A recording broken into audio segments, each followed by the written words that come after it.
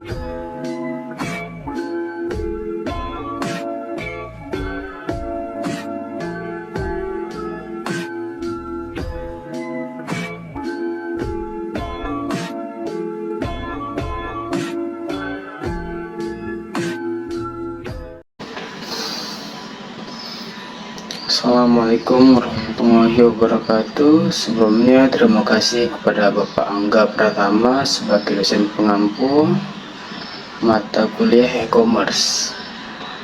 Kami dari kelompok 6 akan menjelaskan tentang kasus penyebaran virus Trojan melalui email yang dapat merekam aktivitas korbannya.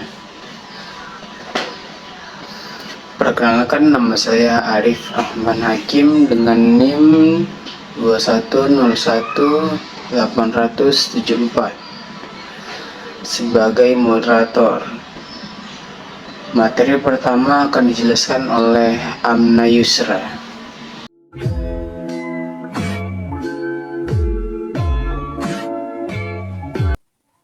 Terima kasih kepada moderator.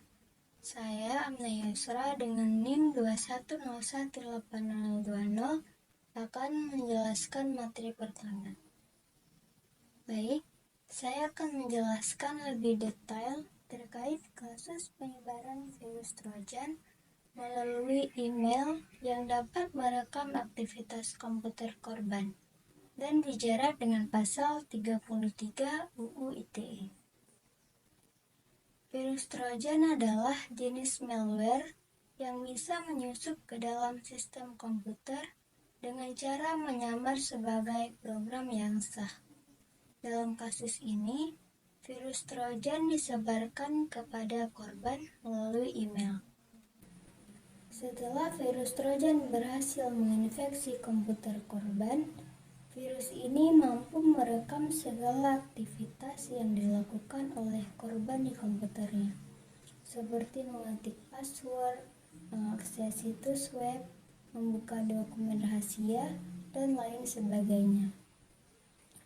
Data hasil rekaman ini kemudian dikirim ke server yang dikendalikan oleh pelaku.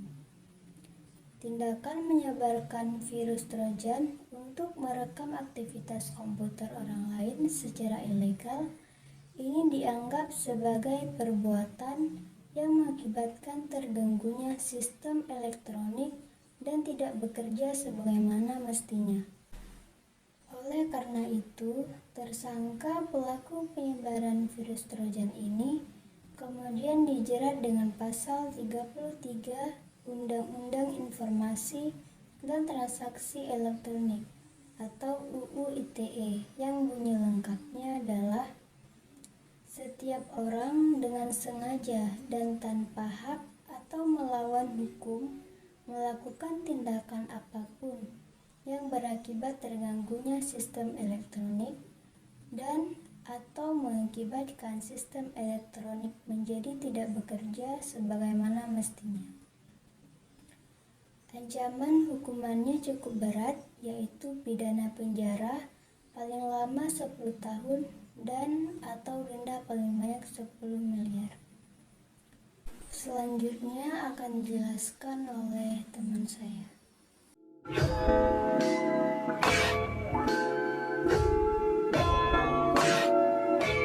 Assalamualaikum warahmatullahi wabarakatuh. Perkenalkan, nama saya Vika Maulida dengan NIM 2101869.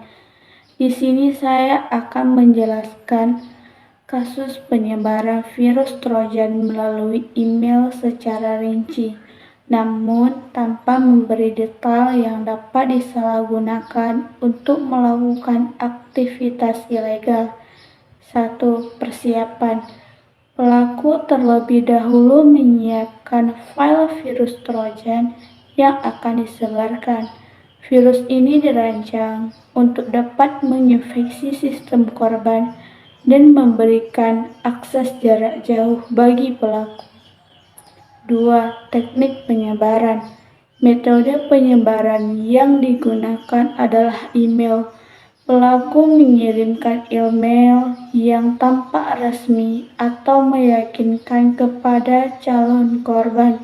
Email ini berisi file terlampir seperti dokumen, instalasi program, atau tautan berbahaya yang sudah disusupi virus Trojan. 3. Infeksi awal. Jika korban tertipu dan membuka atau menginstal file terlampir tersebut, maka virus Trojan akan mulai menginfeksi sistem korban tanpa disadari. 4. Memberikan akses. Setelah terinstall, virus Trojan akan membuka celah keamanan yang memberikan akses jarak jauh bagi pelaku untuk mengendalikan komputer korban. 5. Aktivitas ilegal. Dengan akses yang diperoleh, pelaku dapat melakukan berbagai aktivitas ilegal seperti merekam aktivitas korban, seperti mengetik, browsing, dan lain-lain, mengakses data penting atau rahasia, mengambil password atau kredensial, menjadikan komputer korban sebagai dari botnet, membypass firewall atau antivirus, bahkan melakukan pemerasan. 6. Penindakan hukum.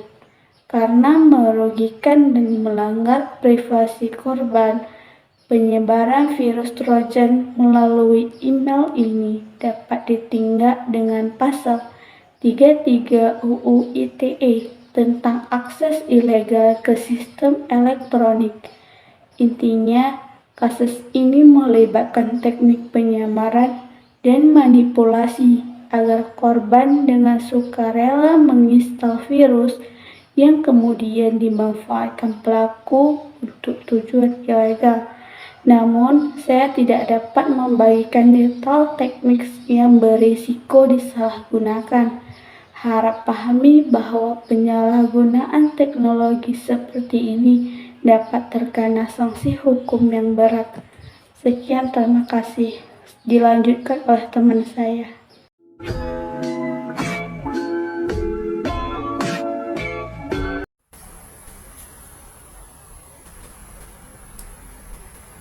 Saya Wulenopi Putriyanti dengan NIM 2101800092 akan menjelaskan kronologi masuknya virus Trojan ke Gmail, yaitu dengan cara disebarkan melalui metode social engineering seperti Gmail, tautan berbahaya, atau dengan menyamar sebagai program berguna.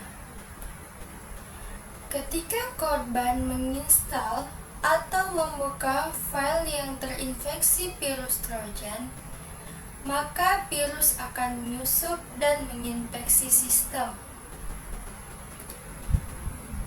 Setelah terinstall, virus Trojan dapat melakukan berbagai aktivitas seperti merekam data sensitif, membuka akses jarak jauh bagi pelaku, dan lain-lain sesuai fungsi virus tersebut.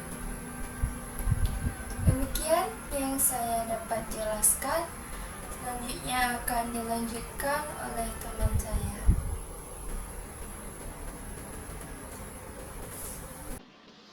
Pepatah mengatakan ilmu tanpa amal bagi pohon tanpa buah.